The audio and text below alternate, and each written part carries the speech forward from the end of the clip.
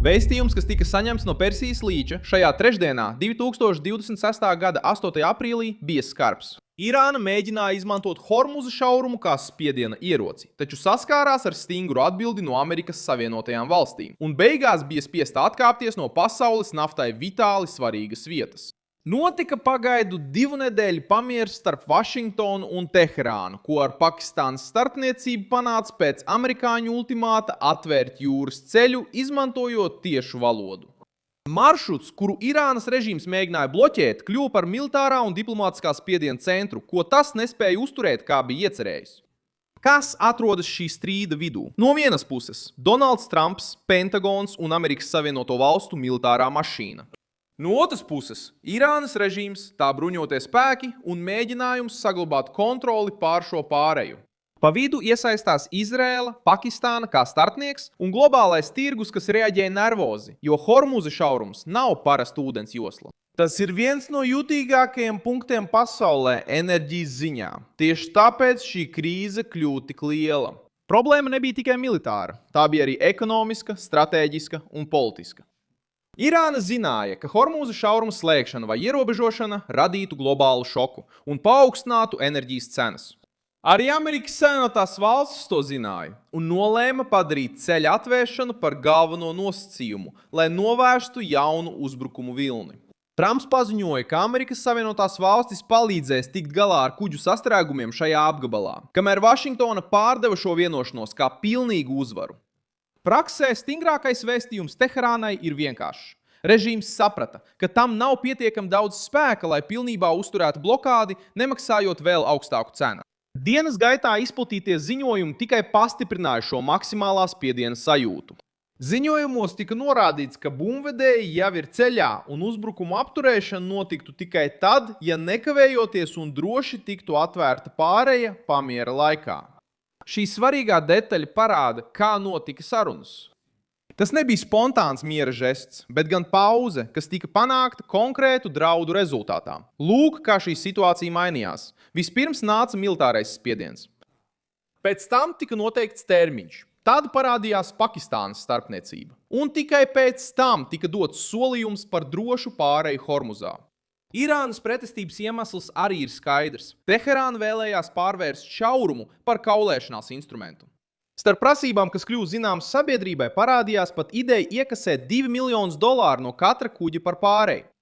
To analītiķi un valdības uzskatīja par mēģinājumu oficiāli ieviest savu veidu ģeopolitisko nodevu par būtisku pasaules tirdzniecības ceļu. Šis punkts kļuva par krīzes simbolu. Irāna centās izkļūt no spiediena, izmantojot Hormuza šaurumu kā sviru, kamēr Savienotās valstis centās tieši šo loģiku izjaukt.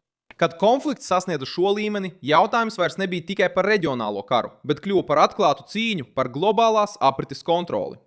Tomēr situācija joprojām ir tālu no mierīgas. Pat pēc paziņotā pamiera uzbrukumi un neskaidrības turpināja parādīties nākamajās stundās.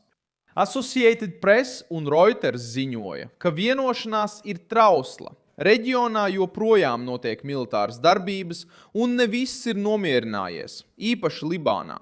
Pati Irāna paziņo, ka uz sarunām dosies piesardzīgi un uzturēs spēkus gatavībā.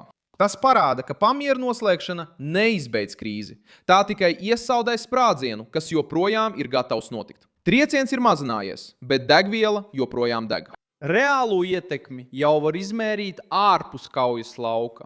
Jūras pārvadājumu giganti, piemēram Maersk un Hapag-Lloyd, ir paziņojuši, ka joprojām ir piesardzīgi, lai normalizētu darbību šajā reģionā. Hapag-Lloyd norādīja, ka plašāka atgriešanās pie ierastās kārtības varētu aizņemt no 6 līdz 8 nedēļām. Kamēr Reuters ziņoja, ka reģionā bija iestrēguši ap 1000 kuģu un miljoniem barelu gaidīja izbraukšanu. Tas atbild uz vēl vienu galveno jautājumu. Kur šī krīze patiesībā rada vislielāko slogu? Ne tikai to austrumu kartē, bet arī ostās, naftas pārstrādes rūpnīcās, degvielā, to cilvēku makos, kuri pat nezina, kur kartē atrodas Hormuza šaurums.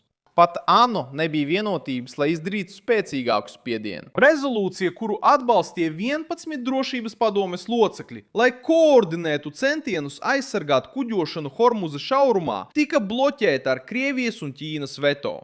Šī rīcība parādīja, ka konflikts nav tikai starp Amerikas Savienotajām valstīm un Irānu. ir lielāks spēles laukums, kur lielvalstis cenšas ierobežot Amerikas rīcības brīvību un saglabāt ietekmi Hormūza šaurumā un Irānā.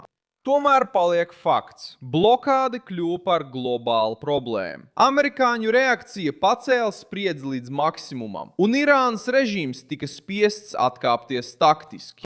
Galu galā šodien dominē šāds stāsts. Irāna vēlējās pārvērst Hormuzu par šantāžas ieroci, taču sastapās ar pretspiedienu, kas ierobežoja tās rīcības brīvību. Notika pagaidu pamieris. Galvenās iesaistītās puses bija Amerikas Savienotās Valstis, Irāna, Izrēla un starpnieki no Pakistānas. Pēc nedēļām ilga kara un pieaugošām draudiem, kā ar ultimātu, jaunu uzbrukumu risku, krīzes diplomātiju un spiedienu uz kuģošanu. Un šoreiz šī Irānas likme piedzīvoja smagu triecienu.